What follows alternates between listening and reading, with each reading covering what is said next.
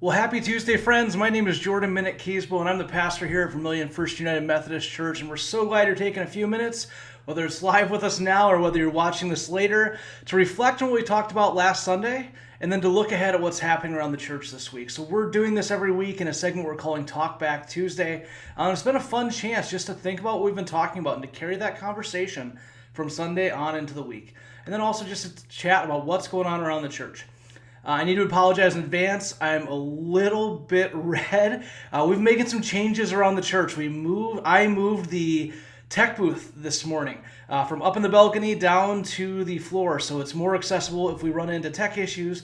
And also as a way just to help bring those people who are serving in such significant ways for our community to be part of our worship in a different way. Which also reminds me, we're looking to build that team. And so if you're looking for a way to serve at the church that's a pretty low commitment, we have a need in our tech booth. And it's not as complicated as you think it might be. We need people to help run slides. We need people to help with the video switching on our live stream. We will train you. And it's a great way to serve that doesn't require a huge equipment, especially if you're already coming to church. So if you would like to be part of our tech team, shoot me an email, jordan@vermilionfirst.com, or email Talitha, our office manager, office@vermilionfirst.com, and we will find a way to plug you in, get you trained, and see if that's a way that you might like to serve. Some other things that are happening around the church this week. The first Vermilion Ministerial Association's Lent lunch is this Friday at noon in our sanctuary. Katie Miller from the UCC Church just across the street is going to be joining us and sharing a message. Chris is going to play a little music. I'll be hanging out, and our amazing United Women in Faith group is going to be providing a fantastic soup lunch. And so if you're hanging around Vermilion on Friday, not Sunday, that's a little flip there, on Friday at noon, we would love to have you join us. Come, worship, take some time to reflect, to pause, and then have a nice lunch with some people in our community. The Social Justice Choir meets Thursday at 5:30, just like every week. We'd love to have you be a part of that. That's a great way just to connect with some folks and to be more connected in community and to sing some songs while you're at it. As United Methodists, we believe that we sing our faith. Our hymns are an essential part of our theology. And we're taking that the next step and saying the songs we sing elsewhere too can also be part of our theology. And so this semester, Chris and the choir are focusing on songs related to mental health concerns, which I just love that they're tackling this because this year is going to be a taxing year for many of us. We know we've got a probably very heated political season coming up, and we are more polarized than ever. And so in that process, as you engage with friends and family who may share different perspectives than you, whether it's around politics or social issues or faith or whatever it is, we know that caring for your mental health is significant. And so we're focusing with the Social Justice Choir on songs related to mental health. So that's Thursday nights at 5:30. We'd love to have you join us. I think that's all the announcements I have. I will circle back if I've forgotten anything.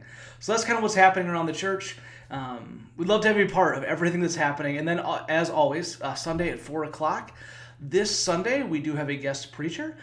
So I may or may not be here. But Pastor Jennifer, who many of you know and love, is going to be coming back and sharing a message for us this week.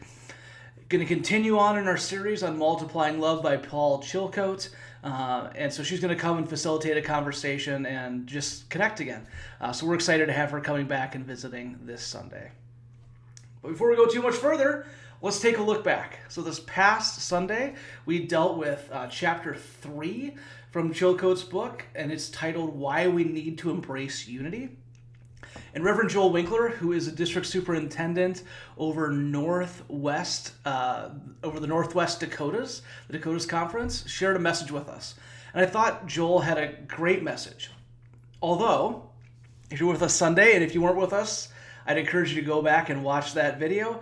I had some concerns. And I just want to say this up front. Here at Vermilion First United Methodist Church, we are a church where it is okay to disagree. There are times where I will disagree with folks who are in the congregation. There are times where folks in the congregation will disagree with me. And I always want this to be a place where we can disagree with each other and bring different perspectives. And for that to be okay, and honestly, for that to be a good thing. And so this week I shared some of my concerns about this message of calling for unity. I said in concert with the other chapters, I think this is an important conversation. I think we need to be unified as a church, but I also raised the concern that throughout history, calls for unity have been used to silence those who are dissenting. And sometimes these are people who have been dissenting for very good reasons. I pointed back to Martin Luther King Jr.'s letter from Birmingham jail and noted that was that famous letter that is read every year on King's birthday and is studied in universities. I don't know if they do at USD, but I know when I used to teach at a college in Pennsylvania, that was part of our first year curriculum, was reading this letter that King had wrote. What we often don't talk about as much is the fact that King's letter is a response. Is a response to a group of white clergymen from Alabama who had written King and said, do you really need to push so hard on this civil rights thing? The Supreme Court has done their thing. We're making progress. Just be patient. And that's where King's famous line of wait has almost always meant no comes from. This challenge from white clergymen to say, what's more important is that we are together.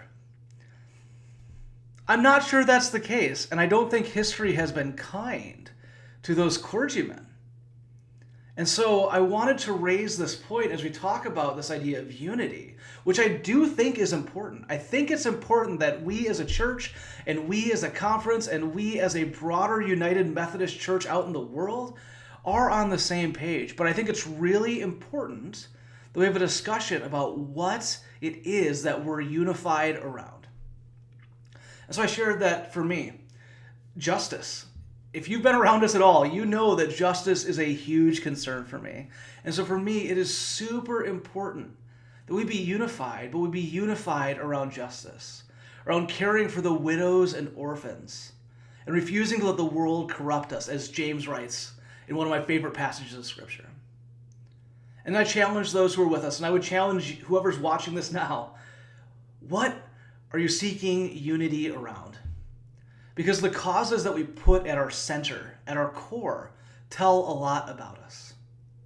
And when we are more concerned about maintaining some sense of quiet peace that is simply about the absence of tension rather than the presence of justice, I think we're being unified around the wrong things. And so, for you, what is it that is core for you? What are the things that you cannot compromise on? Because those will tell a lot about who you are. And for us, as a church that seeks to follow the ways of Jesus, Jesus is that center point. Jesus is that thing that we rally around. And we do our best, however imperfectly it is. And frankly, the United Methodist Church has not always done this well. We have things in our history that we need to repent of, where we have sought unity around the wrong things. But going forward, we're trying to be a church that looks like Jesus. And again, we're not going to be right every time. We're not going to do this perfectly. But the call is to follow the way and the teachings of Jesus. So it was a good conversation. I'll be honest with you, there are times where I finish a sermon and I'm like, man, that was a stinker. And today, this past Sunday, kind of felt a little bit like that, but the feedback was fantastic and it really got people thinking. And it flowed into a great time of discussion around tables as we shared dinner church this past Sunday. And if you haven't had a chance to join us for dinner church, I would encourage you to mark your calendars for the first Sunday of every month. We, after our church service, kind of shift some gears quickly, and then we have a time of gathering around tables and eating.